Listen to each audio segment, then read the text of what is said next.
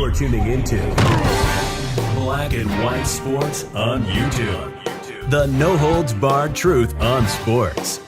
The main event starts now. All right, Black and White Sports supporters, we're going to talk about the Cleveland Browns and some smoke emerging. We've got Joe Flacco making some comments about the Cleveland Browns and the fact that he was caught off guard by the fact that they didn't offer him a contract to come back and be the backup for Deshaun Watson. Now, this has raised a lot of eyebrows. I was listening to Mike Lombardi the other day, and he said something's going on in Cleveland.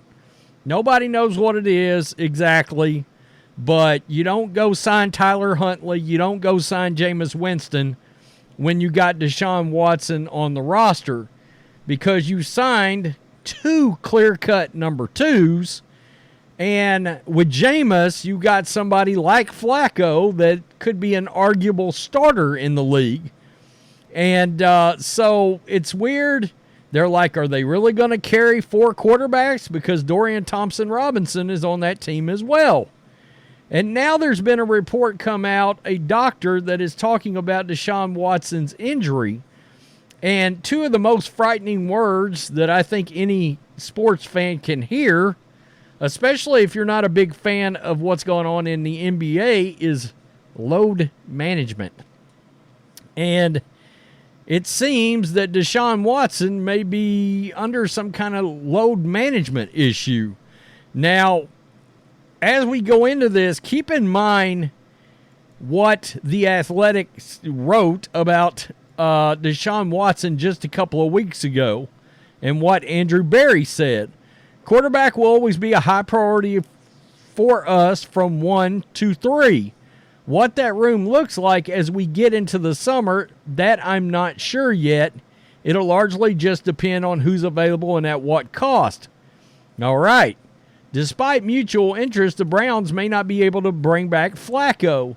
There are multiple factors. All right. They're talking about the fact that he would like the chance to start, Joe Flacco. Well, he has since signed with the Colts.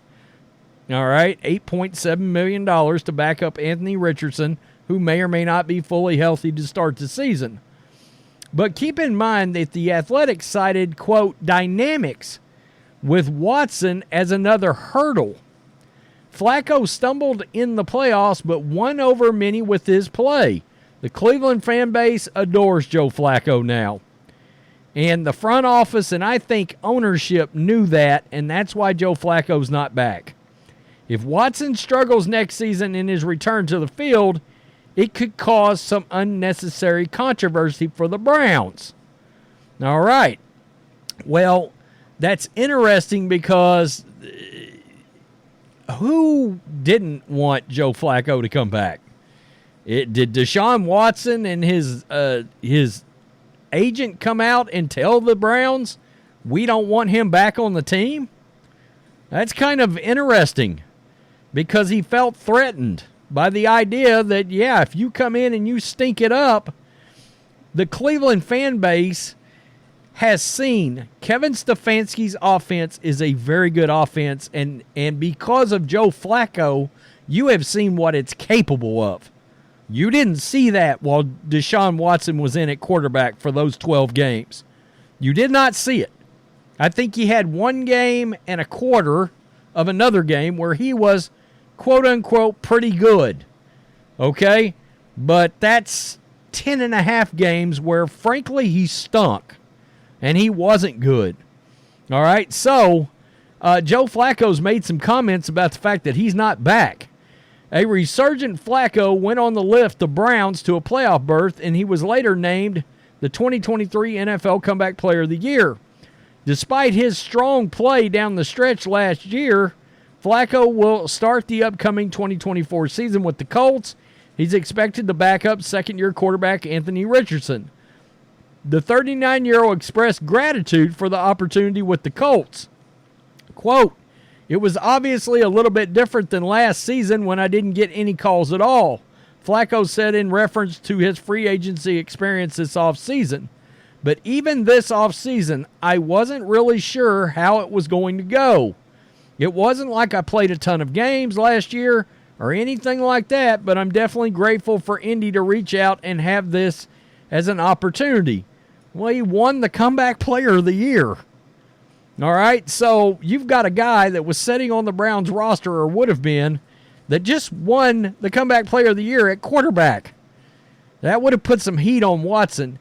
He acknowledged that he was, quote, a little bit surprised he didn't land back with the Browns. And from what I understand, he was massively lowballed to the point that I think the Browns, maybe they knew he wasn't going to accept the offer.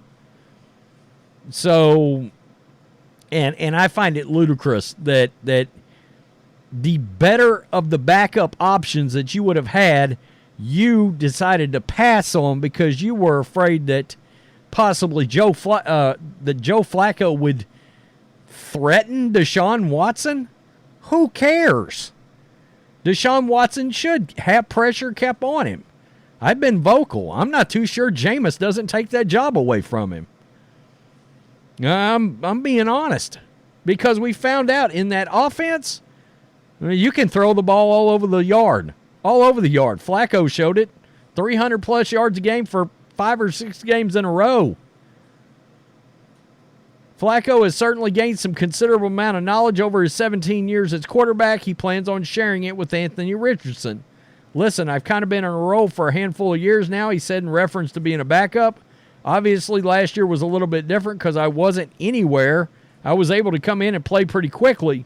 But yeah, it's about being in the room with him, and a lot of conversations naturally come up when you spend so much time together in a row. It's just kind of, I think, being able to bring experience and being able to help him simplify things, go out there, play fast, and use his skill set as he wants to. That's interesting. I mean, that sounds like a guy you would normally want in your locker room. So, then comes this video. This is Dr., and I'm going to butcher his name, Dr. Benedict Inachuwa, maybe. Anyway, out of Cleveland, Cleveland19.com, and he makes some comments about how Watson's going to have to be dealt with. And if I'm a Browns fan, I'm sort of shaking my head right now because I'm like, you let the playoff quarterback walk out the door, and now we're talking about load management?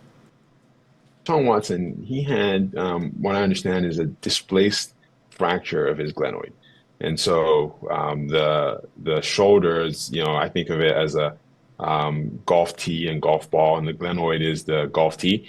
And so with a displaced fracture, the shoulder inherently becomes unstable. And so you have to fix that bone back in order to allow restore stability to the shoulder. In general, it takes about 6 to 8 weeks for bone to heal. But the particular issue for Deshaun Watson is that, we also have considerations where he likely injured his labrum, and you have to have the labrum heal as well. And it is his throwing arm, which is what he injured as well. So you have to have the consideration that he will have to not only restore range of motion, but strength in order to come back. Generally, for these types of injuries, it takes about 5 to 6 months to have a good recovery. And training camp, there's a lot of throwing every day. With this kind of injury, would you want to limit that and maybe not have him throw as much and work back in slowly? That's exactly right. So, for this type of injury, you'd want to, as part of his rehab, simulate a lot of the throwing mechanics before you actually have him start throwing. And then once he starts throwing, you want to, pay close attention to load management, load monitoring in terms of how much he's throwing, and gradually ease him into, full throwing. Okay, so that makes me think you don't know what you're going to have. Now, the backdrop in all this, and obviously the big shadow, is $230 million fully guaranteed and a $65 million dead cap hit every year for, I know, at least the next 2 years, this season, next season, I think the season after that. So what do you do here? All the while you got to manage your backup so Deshaun Watson doesn't feel that his job is threatened? Who made that decision? Jimmy Haslam? Just wondering, because everybody's job is on the line. Look, the first step to the head coach getting fired was Alex Van Pelt and the entire offensive staff getting fired when Kevin Stefanski didn't want to fire him. That was a Jimmy Haslam decision, from what I understand. And it was because of, well, he's not happy with what he's seen out of Deshaun Watson. Well, really? Because you took a 39-year-old quarterback and that offensive staff had him throwing up 300 yards a game. Yeah, if I'm a Browns fan, I don't know that I'm feeling too confident, and frankly, I don't know if I'm too happy. And if I'm Kevin Stefanski, I'm sitting back going, Deshaun Watson's going to get my ass run off.